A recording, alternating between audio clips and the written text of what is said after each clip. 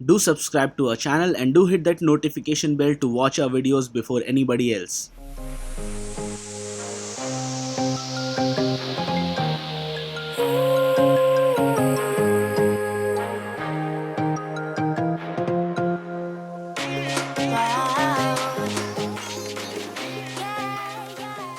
Hello folks, this is Aditya Najha from InspiredToRise.com and this is the Infinix Hot 4 Pro. It's the latest smartphone by Infinix apart from its Note 4, and it comes with a 5.5-inch 720p IPS LCD display.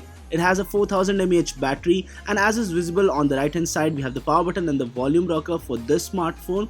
It has 80 decibel plus ultra loud speaker, but personally I felt that 80 decibel plus is not really that much ultra loud. 100 decibel plus would have been more towards the ultra loud segment. On the bottom you have the micro USB port along with the microphone, and on the back of this phone you have the battery, which seems non-removable to me. You have dedicated micro SD card slot along with dual SIM support. The Infinix Hot 4 Pro comes with MediaTek's latest offering in budget chipsets, which is the 1.3 GHz quad-core MediaTek MT6737. It also has 3 GB of RAM, 16 GB of internal storage, and can be expanded up to 128 GB via the microSD card slot. Even the benchmark performance was average or below average, and too high performance can't be expected from this budget smartphone.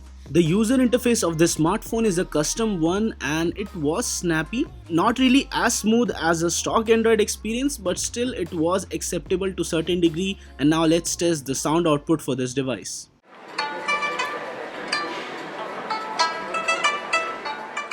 As claimed by the Infinix guys, the sound output is definitely above 80 decibels, but not really that much loud. This device comes with a 13 megapixel primary camera and a 5 megapixel front camera. The fingerprint sensor on this one is also quite snappy. If I talk about the overall weight, it's just 175 grams and is quite light. The Infinix Hot 4 Pro would retail on flipkart.com for a price of 7500 rupees, and for this price it competes directly with the likes of Redmi 4A and Redmi 4. The sale would start from August 3rd at 12 PM midnight. And I feel that this smartphone, with all of the launch offers and everything at this price, is okay, but it's certainly not the best in class. If you go for something like Redmi 4, you might get even better performance, but can't say the same in terms of camera and battery life. Those are the areas where this smartphone definitely scores better than that. And it's all about your choice. What do you prefer in a smartphone? And that would determine which one you would buy.